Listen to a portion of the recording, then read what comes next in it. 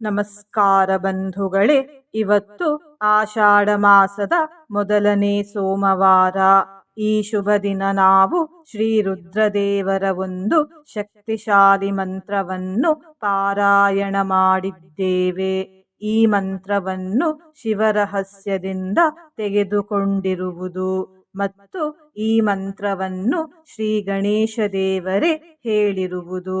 ಈ ಮಂತ್ರವನ್ನು ಇಂದು ಶ್ರದ್ಧಾಭಕ್ತಿಯಿಂದ ಬೆಳಿಗ್ಗೆ ಹಾಗೂ ಸಂಜೆ 108 ಬಾರಿ ಪಾರಾಯಣ ಅಥವಾ ಶ್ರವಣ ಮಾಡಿದರೆ ಕಾಮಿತ ಫಲಗಳು ಪ್ರಾಪ್ತಿಯಾಗುತ್ತವೆ, ಸಮೃದ್ಧಿ ದೊರೆಯುತ್ತದೆ. ವಿಶ್ವೇಶ್ವರ ದೇವರು ಅಂದರೆ ಶಿವದೇವರು ಪ್ರಸನ್ನರಾಗುತ್ತಾರೆ ಮತ್ತು ಅಪಾರ ಪುಣ್ಯ ಫಲ ಪ್ರಾಪ್ತಿಯಾಗುತ್ತದೆ. ಇಂದಿನ ಮನೆಮದ್ದು ಹೀಗಿದೆ: ಗರ್ಭಿಣಿಯರಿಗೆ ನಿಶ್ಶಕ್ತಿಯ ಸಮಸ್ಯೆ ಉಂಟಾಗುತ್ತದೆ. ಹಾಗಾಗಿ ಗರ್ಭಾವಸ್ಥೆಯಲ್ಲಿ ಈ ತರಕಾರಿಯ ಪಲ್ಯವನ್ನು ಸೇವಿಸಿ. ಅದು ಸೋರೆಕಾಯಿಯ ಪಲ್ಯ.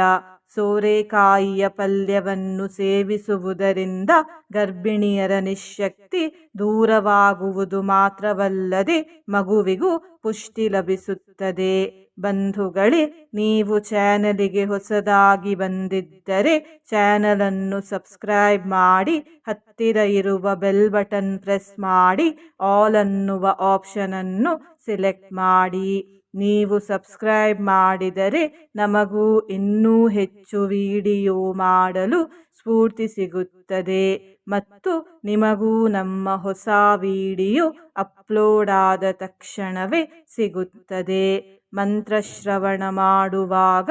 ಓಂ ಶ್ರೀ ರುದ್ರಾಯ ನಮಃ ಎಂದು ಕಮೆಂಟ್ ಮಾಡಿ ಬಂಧುಗಳೇ. ಮಂತ್ರಪಾರಾಯಣವನ್ನು ಶುರು ಮಾಡೋಣ. ನಮಸ್ತೆ ದೇವದೇವಾಯ, ನಮಸ್ತೆ ರುದ್ರಮನ್ಯವೇ, ನಮಸ್ತೆ ಚಂದ್ರಚೂಡಾಯ, ಅಪ್ಯುತೋತಾಯಿಷವೇ ನಮಃ. ನಮಸ್ತೆ ದೇವದೇವಾಯ, ನಮಸ್ತೆ ರುದ್ರಮನ್ಯವೇ, ನಮಸ್ತೆ ಚಂದ್ರಚೂಡಾಯ, ಅಪ್ಯುತೋತಾಯಿಷವೇ ನಮಃ. ನಮಸ್ತೆ ದೇವದೇವಾಯ, ನಮಸ್ತೆ ರುದ್ರಮನ್ಯವೇ, ನಮಸ್ತೆ ಚಂದ್ರಚೂಡಾಯ, ಅಪ್ಯುತೋತಾಯಿಷವೇ ನಮಃ. ನಮಸ್ತೆ ದೇವದೇವಾಯ, ನಮಸ್ತೆ ರುದ್ರಮನ್ಯವೇ, ನಮಸ್ತೆ ಚಂದ್ರಚೂಡಾಯ, ಅಪ್ಯುತೋತಾಯಿಷವೇ ನಮಃ. ನಮಸ್ತೆ ದೇವದೇವಾಯ, ನಮಸ್ತೆ ರುದ್ರಮನ್ಯವೇ, ನಮಸ್ತೆ ಚಂದ್ರಚೂಡಾಯ, ಅಪ್ಯುತೋತಾಯಿಷವೇ ನಮಃ. ನಮಸ್ತೆ ದೇವದೇವಾಯ, ನಮಸ್ತೆ ರುದ್ರಮನ್ಯವೇ, ನಮಸ್ತೆ ಚಂದ್ರಚೂಡಾಯ, ಅಪ್ಯುತೋತಾಯಿಷವೇ ನಮಃ. ನಮಸ್ತೆ ದೇವದೇವಾಯ, ನಮಸ್ತೆ ರುದ್ರಮನ್ಯವೇ, ನಮಸ್ತೆ ಚಂದ್ರಚೂಡಾಯ, ಅಪ್ಯುತೋತಾಯಿಷವೇ ನಮಃ. ನಮಸ್ತೆ ದೇವದೇವಾಯ, ನಮಸ್ತೆ ರುದ್ರಮನ್ಯವೇ, ನಮಸ್ತೆ ಚಂದ್ರಚೂಡಾಯ, ಅಪ್ಯುತೋತಾಯಿಷವೇ ನಮಃ. ನಮಸ್ತೆ ದೇವದೇವಾಯ, ನಮಸ್ತೆ ರುದ್ರಮನ್ಯವೇ, ನಮಸ್ತೆ ಚಂದ್ರಚೂಡಾಯ, ಅಪ್ಯುತೋತಾಯಿಷವೇ ನಮಃ. ನಮಸ್ತೆ ದೇವದೇವಾಯ, ನಮಸ್ತೆ ರುದ್ರಮನ್ಯವೇ, ನಮಸ್ತೆ ಚಂದ್ರಚೂಡಾಯ, ಅಪ್ಯುತೋತಾಯಿಷವೇ ನಮಃ. ನಮಸ್ತೆ ದೇವದೇವಾಯ, ನಮಸ್ತೆ ರುದ್ರಮನ್ಯವೇ, ನಮಸ್ತೆ ಚಂದ್ರಚೂಡಾಯ, ಅಪ್ಯುತೋತಾಯಿಷವೇ ನಮಃ. ನಮಸ್ತೆ ದೇವದೇವಾಯ, ನಮಸ್ತೆ ರುದ್ರಮನ್ಯವೇ, ನಮಸ್ತೆ ಚಂದ್ರಚೂಡಾಯ, ಅಪ್ಯುತೋತಾಯಿಷವೇ ನಮಃ. ನಮಸ್ತೆ ದೇವದೇವಾಯ, ನಮಸ್ತೆ ರುದ್ರಮನ್ಯವೇ, नमस्ते चन्द्रचूडाय अप्युतोतायिषवे नमः नमस्ते देवदेवाय नमस्ते रुद्रमन्यवे नमस्ते चन्द्रचूडाय अप्युतोतायिषवे नमः नमस्ते देवदेवाय नमस्ते रुद्रमन्यवे नमस्ते चन्द्रचूडाय अप्युतोतायिषवे नमः नमस्ते देवदेवाय नमस्ते रुद्रमन्यवे नमस्ते चन्द्रचूडाय अप्युतोतायिषवे नमः नमस्ते देवदेवाय नमस्ते रुद्रमन्यवे नमस्ते चन्द्रचूडाय अप्युतोतायिषवे नमः नमस्ते देवदेवाय नमस्ते रुद्रमन्यवे नमस्ते चन्द्रचूडाय अप्युतोतायिषवे नमः नमस्ते देवदेवाय नमस्ते रुद्रमन्यवे नमस्ते चन्द्रचूडाय अप्युतोतायिषवे नमः नमस्ते देवदेवाय नमस्ते रुद्रमन्यवे नमस्ते चन्द्रचूडाय अप्युतोतायिषवे नमः नमस्ते देवदेवाय नमस्ते रुद्रमन्यवे नमस्ते चन्द्रचूडाय अप्युतोतायिषवे नमः नमस्ते देवदेवाय नमस्ते रुद्रमन्यवे नमस्ते चन्द्रचूडाय अप्युतोतायिषवे नमः नमस्ते देवदेवाय नमस्ते रुद्रमन्यवे नमस्ते चन्द्रचूडाय अप्युतोतायिषवे नमः नमस्ते देवदेवाय नमस्ते रुद्रमन्यवे नमस्ते चन्द्रचूडाय अप्युतोतायिषवे नमः नमस्ते देवदेवाय नमस्ते रुद्रमन्यवे नमस्ते चन्द्रचूडाय अप्युतोतायिषवे नमः नमस्ते देवदेवाय नमस्ते रुद्रमन्यवे नमस्ते चन्द्रचूडाय अप्युतोतायिषवे नमः नमस्ते देवदेवाय नमस्ते रुद्रमन्यवे नमस्ते चन्द्रचूडाय अप्युतोतायिषवे नमः नमस्ते देवदेवाय नमस्ते रुद्रमन्यवे नमस्ते चन्द्रचूडाय अप्युतोतायिषवे नमः नमस्ते देवदेवाय नमस्ते रुद्रमन्यवे नमस्ते चन्द्रचूडाय अप्युतोतायिषवे नमः नमस्ते देवदेवाय नमस्ते रुद्रमन्यवे नमस्ते चन्द्रचूडाय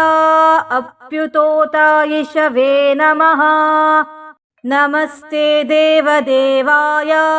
नमस्ते रुद्रमन्यवे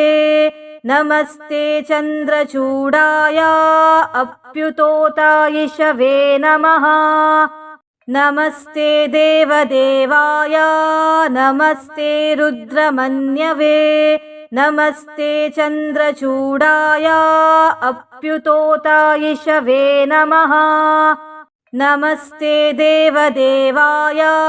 नमस्ते रुद्रमन्यवे नमस्ते चन्द्रचूडाय अप्युतोतायिषवे नमः नमस्ते देवदेवाय नमस्ते रुद्रमन्यवे नमस्ते चन्द्रचूडाय अप्युतोतायिषवे नमः नमस्ते देवदेवाय नमस्ते रुद्रमन्यवे नमस्ते चन्द्रचूडाय अप्युतोतायिषवे नमः नमस्ते देवदेवाय नमस्ते रुद्रमन्यवे नमस्ते चन्द्रचूडाय अप्युतोतायिषवे नमः नमस्ते देवदेवाय नमस्ते रुद्रमन्यवे नमस्ते चन्द्रचूडाय अप्युतोतायिषवे नमः नमस्ते देवदेवाय नमस्ते रुद्रमन्यवे नमस्ते चन्द्रचूडाय अप्युतोतायिषवे नमः नमस्ते देवदेवाय नमस्ते रुद्रमन्यवे नमस्ते चन्द्रचूडाय अप्युतोतायिषवे नमः नमस्ते देवदेवाय नमस्ते रुद्रमन्यवे नमस्ते चन्द्रचूडाय अप्युतोतायिषवे नमः नमस्ते देवदेवाय नमस्ते रुद्रमन्यवे नमस्ते चन्द्रचूडाय अप्युतोतायिषवे नमः नमस्ते देवदेवाय नमस्ते रुद्रमन्यवे नमस्ते चन्द्रचूडाय अप्युतोतायिषवे नमः नमस्ते देवदेवाय नमस्ते रुद्रमन्यवे नमस्ते चन्द्रचूडाय अप्युतोतायिषवे नमः नमस्ते देवदेवाय नमस्ते रुद्रमन्यवे नमस्ते चन्द्रचूडाय अप्युतोतायिषवे नमः नमस्ते देवदेवाय नमस्ते रुद्रमन्यवे नमस्ते चन्द्रचूडाय अप्युतोतायिषवे नमः नमस्ते देवदेवाय नमस्ते रुद्रमन्यवे नमस्ते चन्द्रचूडाय अप्युतोतायिषवे नमः नमस्ते देवदेवाय नमस्ते रुद्रमन्यवे नमस्ते चन्द्रचूडाय अप्युतोतायिषवे नमः नमस्ते देवदेवाय नमस्ते रुद्रमन्यवे नमस्ते चन्द्रचूडाय अप्युतोतायिषवे नमः नमस्ते देवदेवाय नमस्ते रुद्रमन्यवे नमस्ते चन्द्रचूडाय अप्युतोतायिषवे नमः नमस्ते देवदेवाय नमस्ते रुद्रमन्यवे नमस्ते चन्द्रचूडाय अप्युतोतायिषवे नमः नमस्ते देवदेवाय नमस्ते रुद्रमन्यवे नमस्ते चन्द्रचूडाय अप्युतोतायिषवे नमः नमस्ते देवदेवाय नमस्ते रुद्रमन्यवे नमस्ते चन्द्रचूडाय अप्युतोतायिषवे नमः नमस्ते देवदेवाय नमस्ते रुद्रमन्यवे नमस्ते चन्द्रचूडाय अप्युतोतायिषवे नमः नमस्ते देवदेवाय नमस्ते रुद्रमन्यवे नमस्ते चन्द्रचूडाय अप्युतोतायिषवे नमः नमस्ते देवदेवाय नमस्ते रुद्रमन्यवे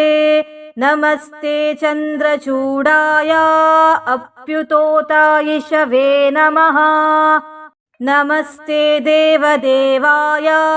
नमस्ते रुद्रमन्यवे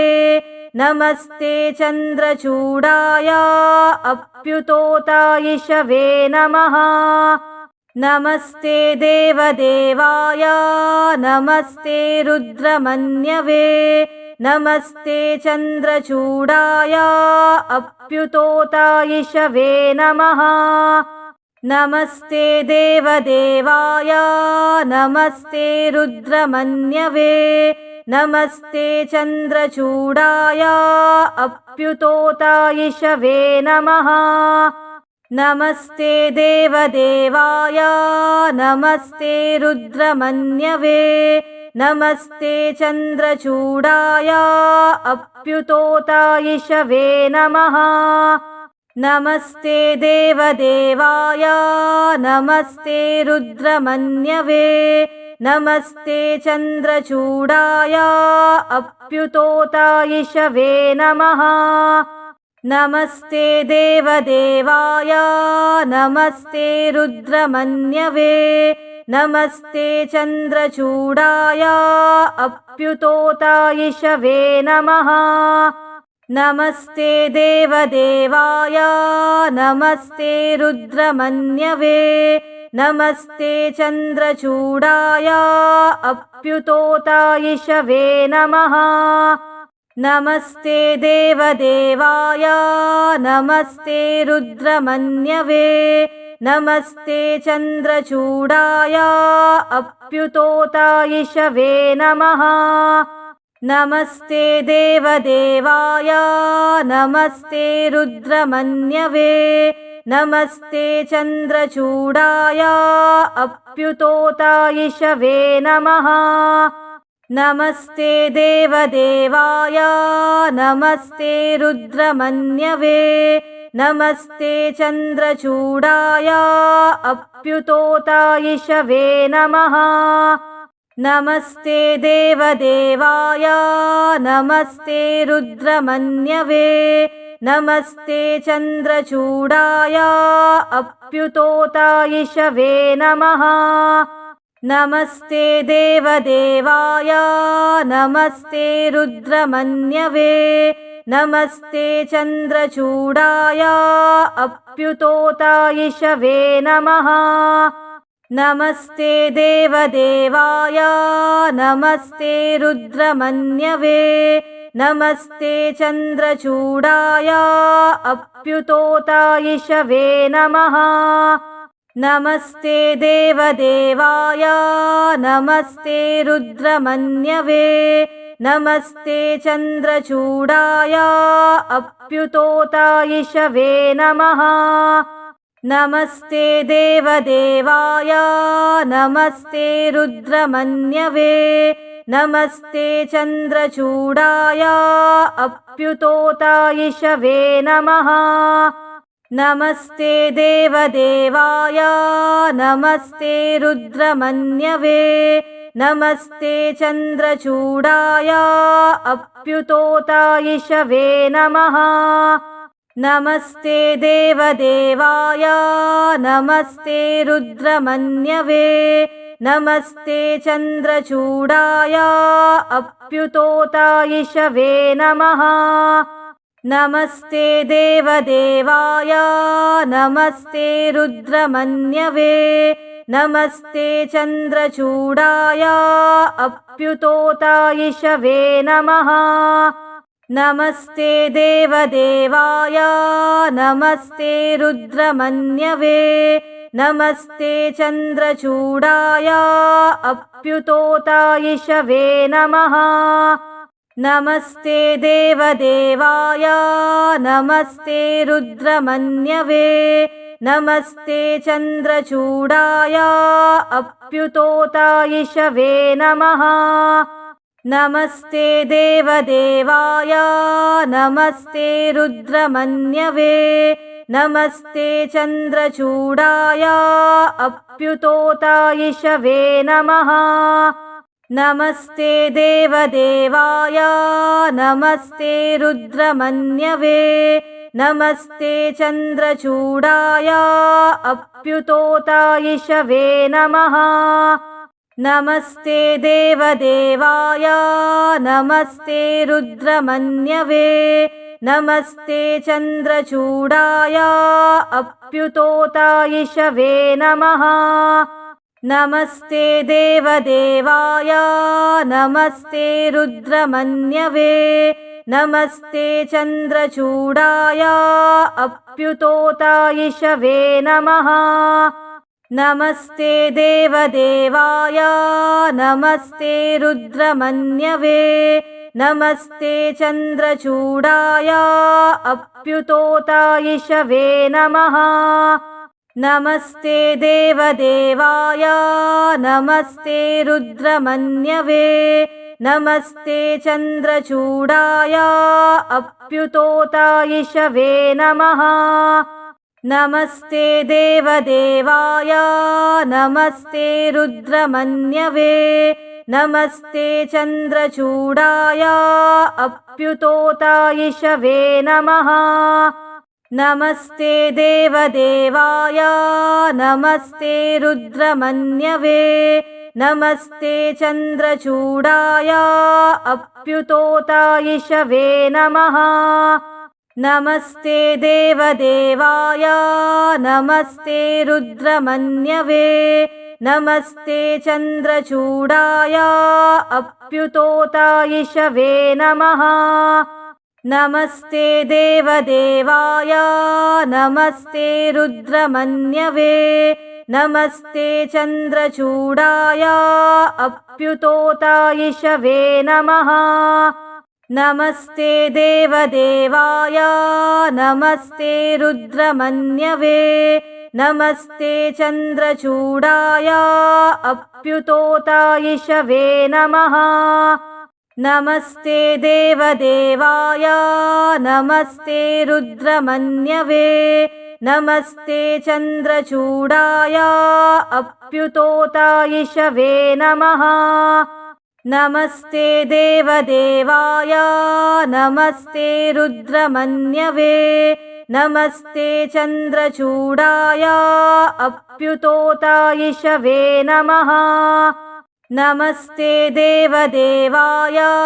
नमस्ते रुद्रमन्यवे नमस्ते चन्द्रचूडाय अप्युतोतायिषवे नमः नमस्ते देवदेवाय नमस्ते रुद्रमन्यवे नमस्ते चन्द्रचूडाय अप्युतोतायिषवे नमः नमस्ते देवदेवाय नमस्ते रुद्रमन्यवे नमस्ते चन्द्रचूडाय अप्युतोतायिषवे नमः नमस्ते देवदेवाय नमस्ते रुद्रमन्यवे नमस्ते चन्द्रचूडाय अप्युतोतायिषवे नमः नमस्ते देवदेवाय नमस्ते रुद्रमन्यवे नमस्ते चन्द्रचूडाय